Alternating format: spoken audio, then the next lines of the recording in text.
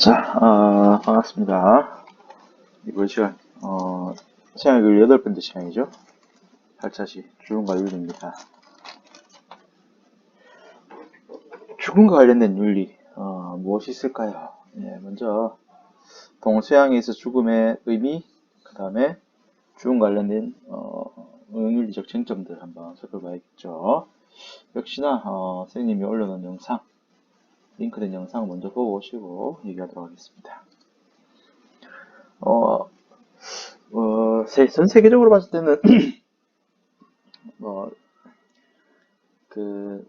미국에서 이제 원래 안락사 문제, 내사 문제가 먼저 시작됐었는데, 안락사 문제의 시작이라 볼 수 있는 이제, 카렌 퀸란 사건이 대표적이죠. 카렌 퀸란 사건. 근데, 우리나라에서도 굉장히, 이런 의료계에 있어서 윤리적인 문제가 대두시됐던 사건이 있습니다. 바로, 우리 영상으로 이미 시청했던, 97년에 있었던 보라매 병원 사건이죠. 그죠? 선생님은 이렇게 말하고 싶어요. 생명 의료를 위해서 책임이라는 것과 자율성이 어떻게 충돌되는지를 잘 보여주고 있는 내용입니다. 그죠? 자율성이 당연히 여기서 환자의 자율성이 돼야 되겠지만, 이 사연 내에서는 그렇지 않죠. 그죠? 이 사연을 살펴보면 그렇습니다. 그죠? 이 남편이 어찌 보면 진짜, 아내로서는 차라리 아마 죽었으면 싶을 정도로 싫었을 겁니다. 근데 그나마 그를 이렇게 데리고 살았는데 술을 먹고 넘어져서 뇌가 손상돼가지고 급하게 응급치료를 받은 거죠. 근데 병원비가 너무 비싸기 때문에 아내분은 어떻게 합니까? 퇴원시켜달라. 퇴원을 요구했고 병원 측에서는 안 된다. 몇 번이나 얘기했죠. 그죠? 그렇게 하면서 심지어 각서 같은 것도 쓰죠. 그죠? 각서 같은 거. 자, 여러분들 여기서 한번 묻고 싶습니다. 각서라는 게 법적 효용이 있습니까? 없습니까? 각서. 법적인 효력이 있을까 없을까? 각서 사인했단 말이죠. 아내분께서. 있겠죠, 그죠? 있습니다. 어느 정도 효력이 있었습니다. 한데 여기서는 그런 것들이 무시되고, 당연히 아내가 어찌 보면은 이 혐의가, 유죄가 선고됐던 부분은 당연한 거죠, 그죠? 사람이 죽을 수 있는데 치료하지 않았다. 이 또 큰 문제로 볼 수 있죠. 근데 의사들은 퇴원을 만료했고,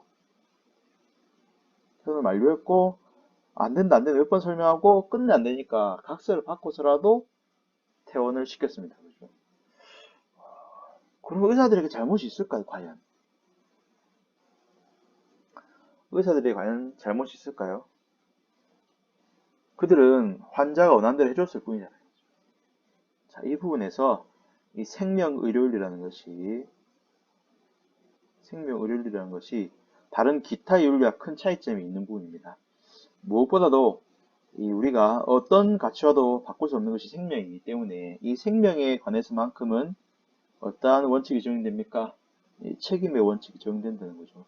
분명히 생명의료 원리 원칙 나중에 배우게 됐지만 비천과 칠드레스가 말한 네 가지 그 원칙 중에 먼저 나오는 건 자율성 존중의 원칙입니다. 자율성이 우선적으로 등장해요. 하지만 자율성 못지않게 중요한 것이 바로 책임입니다. 환자가 원치 않았다고 해서 과연 죽게 내버려 두는 것이 의사로서의 책임을 다하는 것인가? 충분히 문제될 수 있는 거죠. 의사는 뭐 해야 되는 사람입니까? 생명을 살려야 될 책임이 있는 사람입니다. 그런데 환자가 원하지 않았다고 해서 죽도록 내버려뒀다. 이건 법적으로 봤을 때 충분히 의사의 소임을 다하지 않았던 것이고, 그런 의미에서 아마 법원은 긴 논의 끝에 의사들에게 살인 방조죄라는 혐의를 인정했다는 거죠. 유죄 판결이죠, 유죄 판결. 다행히 유죄 판결이라 하더라도 형을 살거나 하진 않죠. 그죠? 대부분 집행유예, 그 정황을 아마 확인하고 해서 집행유예 되겠지만은 의사들에게는 큰 어떤 고통이 될 수 있겠죠. 자, 이 사건은 그래서 꼭 뇌사 안락사가 시행됐다기보다는 우리가 잘 보여주는 바로 도대체 어디까지가 자율성이고, 즉 원하는 만큼이고 어디까지가 의사들이 책임져야 될 영역입니까? 그래서 과연 생명이라는 것을 쉽게 얘기해서 자율성의 영역 안에 포함될 수 있는가? 우리가 원했다고 해서 생명을 끊는다? 자, 우리 책에서는 자살에 대한 얘기를 먼저 하고 있죠. 그죠? 자살 먼저 얘기해 보도록 하면, 자살이라는 건 어찌 보면 일종의 자율성 문제입니다. 내가 내 삶을 결정하겠다라는 일종의 스스로의 결단을 얘기하는 거죠. 근데 우리는 자살을 그렇다고 해서 좋다고 봅니까?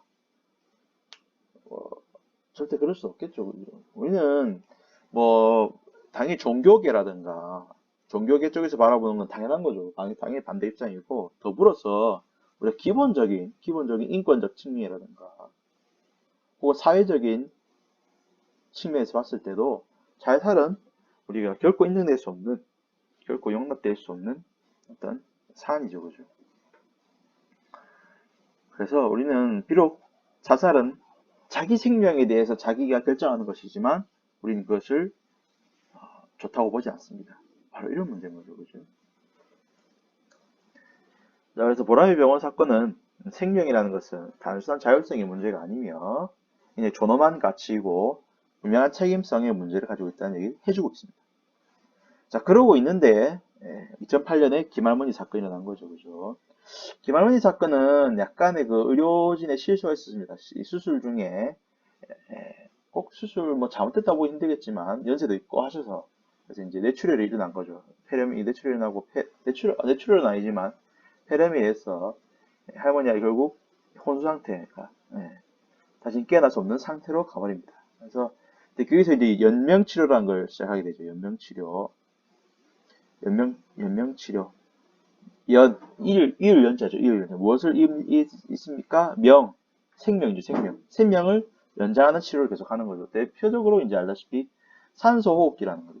산소호흡기. 자발적인 호흡이 안 되기 때문에 산소호흡기를 착용하고, 또 보통 이제 음식물의 경우에는 튜브를 통해서 구강 내에 직접 삽입된다든가, 혹은 이제 이 체온 조절을 위해서 각종 의약품들에 의해서 생존이 유지되는 게 바로 연명 치료 방식입니다.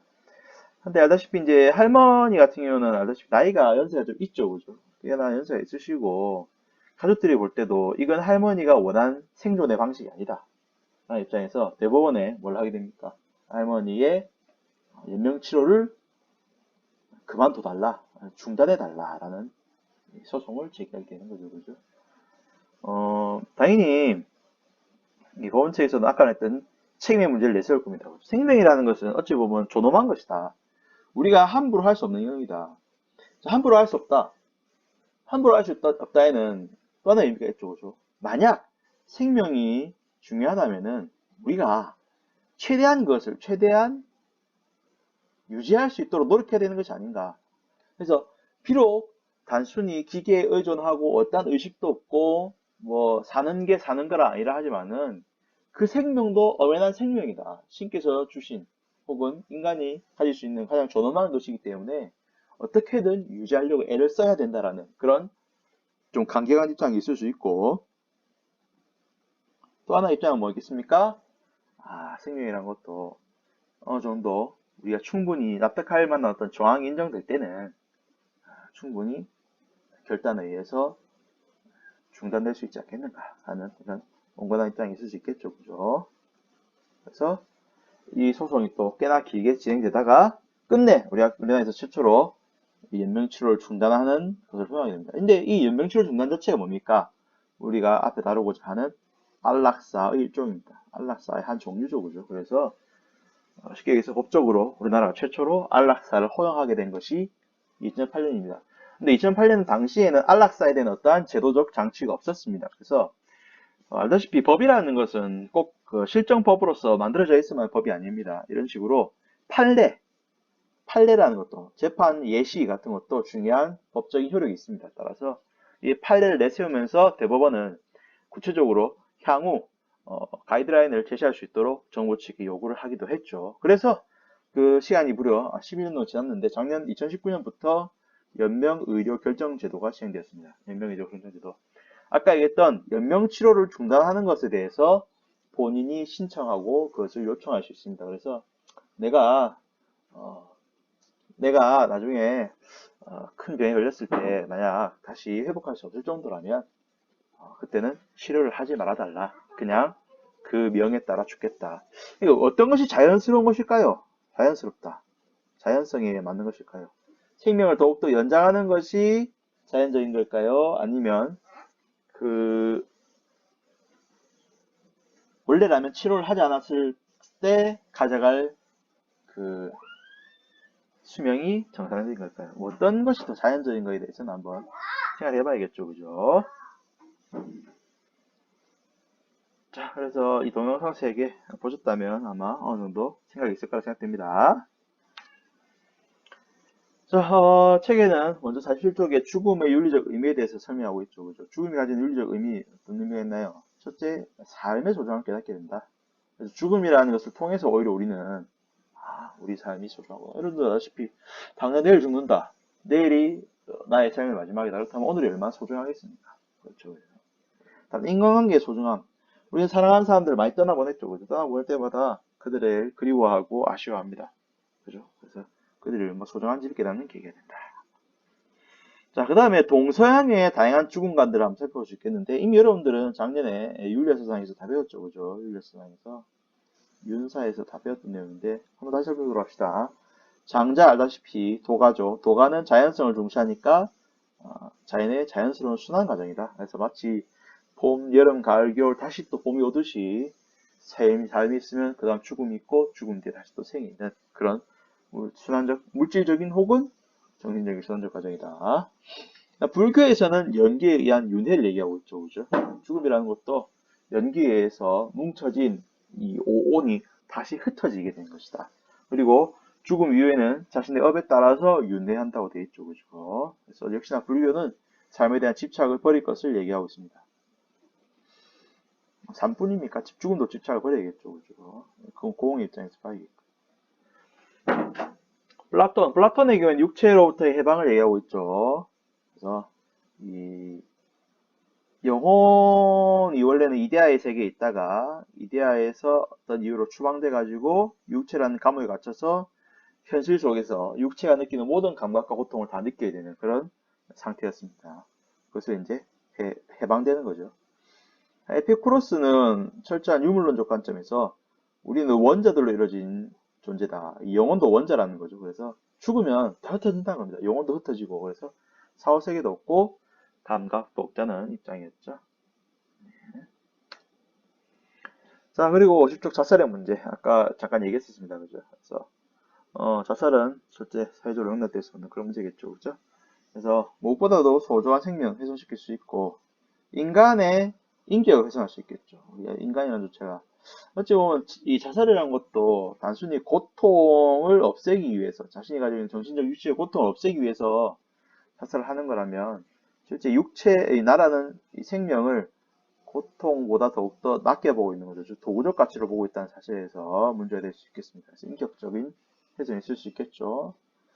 아까 얘기했던 사회 부정적 영향. 자살이라는 것은 일단 주변 사람들에게 큰 고통을 주고요. 또 하나가 사회적 전체적인 우울감이라든가 무력감 등이 강해져서 베르테르 효과를 불러일으킬 겁니다. 베르테르 효과는 아닙니까? 저는 베르테르의 슬픔이라는 책이 있죠, 그죠? 그 책을 읽은 많은 사람들이 자살을 했던 그런 사건이 있었습니다. 그래서 이걸 베르테르 효과라고 그러죠.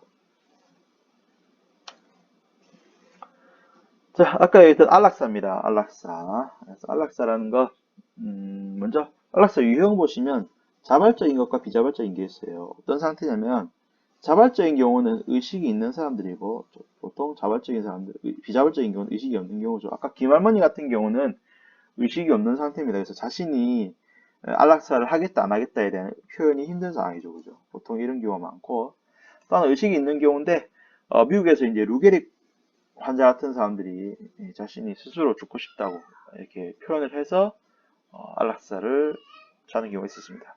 보통 그래서 자발적인 안락사의 경우에는 바로 적극적 안락사로 이어지는 경우가 많고 비자발적 안락사는 소극적 안락사로 이어지는 경우가 많아요. 적극적인 건 뭐냐면은 멀쩡히 살아있고 가만히 놔두면 계속 생존하는데 억지로 죽이는 겁니다. 억지로 죽인다. 즉 약물 투입 같은 약물을 투입해서 또 이제 죽음에 이르는 그런 약물이겠죠. 아주 강력한 약물이겠죠. 그래서 이걸 독극물을 주입해서 사망케 하는 것입니다. 사망. 그래서 아까 말했던 루게릭 환자들이 죽진 않죠. 죽진 않는데 그냥 고통스러우니까 차라리 죽여달라고 말합니다. 그래서 이제 한때 문제 됐었죠. 미국의 잭 케보키언이라는 박사가 와서 이 어떻게 합니까? 잭 케보키언은 원래 루게릭 환자들을 치료하던 의사인데 그들의 고통이 너무 극심한 걸 알고 자살 기계라는 걸, 안락사 기계를 만들어요. 자살 기계. 자살 기계란 말이 안락사 기계겠죠. 그죠? 그래서 그들에게 찾아가서 주사를 놓는 방식으로 그들을 행복하게, 안락하게 죽음으로 이끌어줍니다. 결국에는 되게 큰 문제에 대해서 살인죄로 징역을 살게 되죠. 그죠? 자, 반면에 소극자로서 아까 말했듯이 의식이 없는 사람들 대부분의 개인인데 보통 이런 사람들에게 이제 아까 말했듯이 연명치료가 이루어지게 되죠. 연명치료. 근데 이 연명치료를 중단한다는 겁니다. 즉, 아무것도 하지 않는 거죠. 살리기 위해서 뭔가를 해야 되는데 그걸 하지 않음으로써 죽음에 이르게 하는 방식이 되는 거죠. 그래서 뭐 호흡기라든가 뭐그 음식물 투여 혹은 약물 투입 같은 걸 중지함으로써 죽음에 이르도록 내버려 두는 것이 소극적 안락사 되겠습니다. 자, 역시나 중요한 건 안락사 찬반 논거겠죠. 그죠? 주로 찬성적 입장 아까 얘기했듯이 자율성을 중시합니다. 환자의 자기의 원하는 어떤 그런 의사 이런 걸 존중해야 되고 또 하나 삶의 질 우리가 산다고 할 때 어떤 게 사는 걸까요? 진짜 그 약물에 의존해서 혹은 연명치료 기기에 의존해서 생존하는 것이 여러분 볼 때는 삶이라 느껴질까요? 그런 문제도 있다는 거죠. 그래서 의미 없는 삶보다는 그러니까 무의미한 삶보다는 차라리 깨끗한 죽음을 원한다는 그런 얘기입니다. 다음 사회적 이익이 증가된다고 볼 수 있죠. 여러 가지 있는데 책에 나와있듯이 첫째로 이 환자 본인의 고통도 줄어들고요. 그 다음 가족의 고통도 줄어듭니다. 근데 가족의 고통 크게 또 두 가지로 나뉘는데 정신적인 건 당연한 거고 거기에 경제적인 고통도 말할 순 없죠. 솔직히 빼놓을 순 없습니다. 어느 정도 어차피 무의미하다면은 그걸 유지하기 위해서 굳이 많은 경비 위해서 뭐 이런 장치들 생명 유지 장치들은 굉장히 비싸거든요. 중환자실 이용 비용이라든가 이런 것들이 그렇다고 뭐 정부라든가 병원에서 봐주진 않습니다. 그래서 비용이 다 들기 때문에 이게 경제적인 고통이 있죠, 그죠? 다음 두 번째로 이런 의료 자원의 효율적 배분에 있어서 선생님 글자 들었네요. 의료 자원의 효율적 배분 문제도 있습니다. 여러분도 지금 병원 가서 한번 치료 한번 받아보려고 그러세요. 대기가 엄청 깁니다. 왜 그렇습니까? 모든 의사 그리고 간호사 그다음 각종 인력들 또 추가로 각종 기기들이 많은 환자들에게 이미 투여되고 있어요. 자, 그렇다면 아까 얘기했듯이 이 안락사에 속하는 사람들 대부분 다가 조만간 죽는단 말이죠. 조만간 죽는 경우가 많은데 그럼 그 사람들에게 쓰이보다는 어떻습니까? 좀 더 사회적으로 많은 사람들에게 쓰이면 좋겠죠. 솔직히 살 수 있는 사람들에게 생명 유지할 수 있는 사람들에게 준다면 좋겠죠. 그죠? 이 사람 그러고 보니까 이거는 내사보험이네. 내사보험이니까 사이 내사로 비슷하니까 나중에 좀 더 살펴보도록 하겠습니다. 이건 나중에 좀 이따가.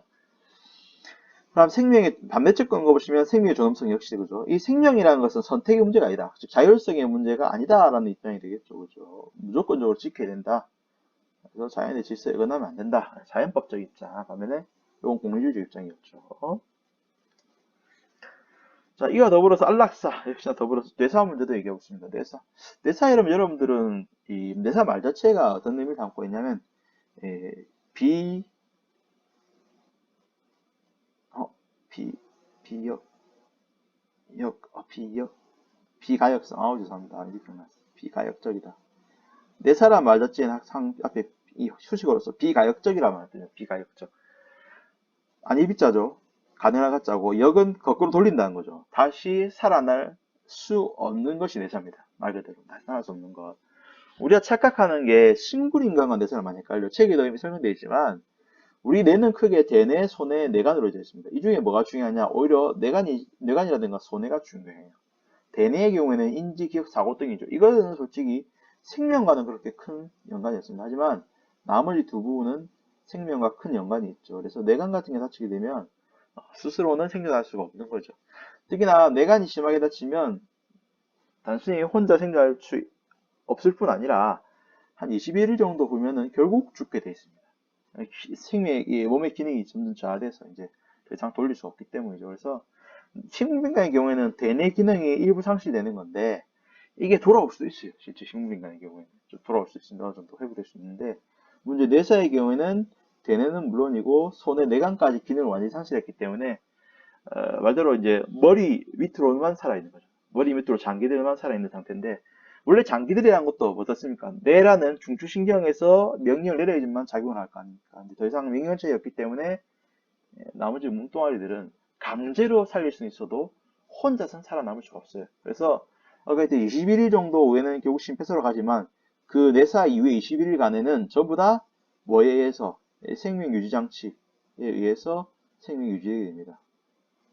그래서 아까 얘기했던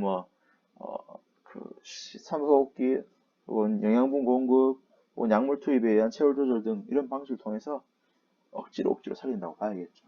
만약 내사 이후에도 다시 돌아올 수 있다면 당연히 문제가 되지 않겠지만 내사는 거진, 그것이 내사 확실하다면 돌아올 수 없다고 봐야겠습니다. 그래서 비가역적이다 말하는 거죠.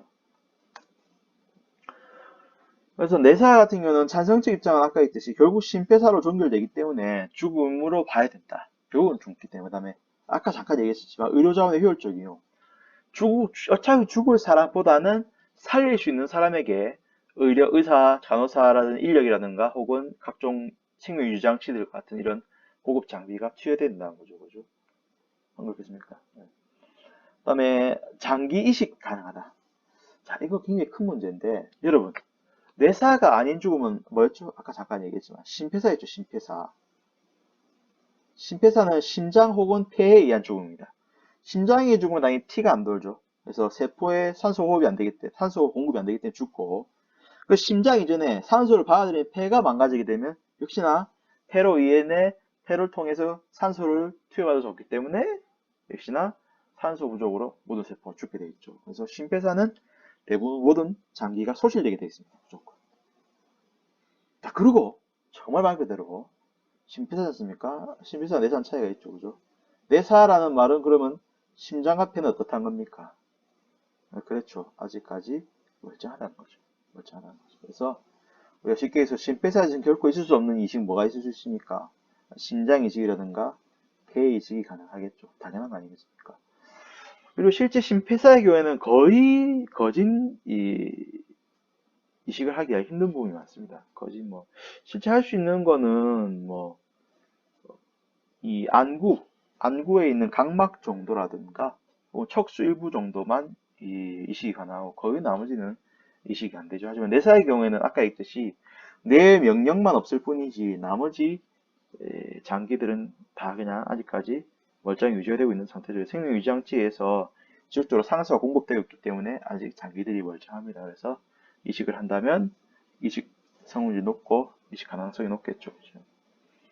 근데 이건 너무 어찌 보면은 실용적인 측면을 많이 따지는 게 아닌가 싶습니다. 그죠? 그래서 반대측 입장은 첫째로 무엇보다도 생명의 존엄성 얘기가 나오겠죠. 그죠? 이런 실용성보다는. 그래서 생명의 존엄성이 더 크다. 이런 얘기하고 있고요. 그 다음에 보면은 내사의 오류 가능성. 내사 판정이라는 것이 당연히 뇌파 검출이라든가, 몇 번의 간헐적인 어떤 병변 증상. 맞나? 책을 지금 못 보고 있어요, 지금. 병변 증상 같은 것이 있어야 되는데, 그게 없으면 이제 확인을 하다가 내사를 인정하게 되는데, 내사라는 것도 딱 이렇게 끊어서 말하기 힘든 부분도 있을 수 있습니다. 그래서 혹시나 모를 생존 가능성 무시할 수 없다고 봐야죠. 기적을 기다릴 수 있으니까. 다음 심폐사 전 단계도 생명 단계로 봐야 된다. 그래서 전통적인 이 죽음의 관점이 심폐사를 계속 유지하려는 입장도 강합니다. 그렇죠? 이거는 인식적 측면의 문제겠죠. 그죠? 자, 오늘은 이렇게 죽음 관련된 윤리들, 그래서 죽음의 의미, 윤리죠, 의미 알아봤고, 그 다음에 뭐 알아봤습니까? 자살 문제, 그 다음에 안락사, 또 내사까지. 꽤나 많은 내용이고 굉장히 볼륨이 큰 내용입니다. 책에서 이렇게 요약시켜서 짧게 예를 냈지만 옛날에는 전에 교육과정만 해도 이게 좀 두껍게 여러 파트에 나눠져 있었던 부분이에요. 이렇게 해서 한번 알아봤고 이번 시간도 고생하셨습니다.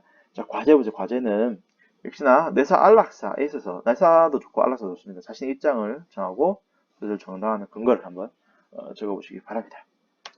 자, 긴 강의 잘 들어주셨고 다음 시간에 만나도록 하겠습니다. 안녕.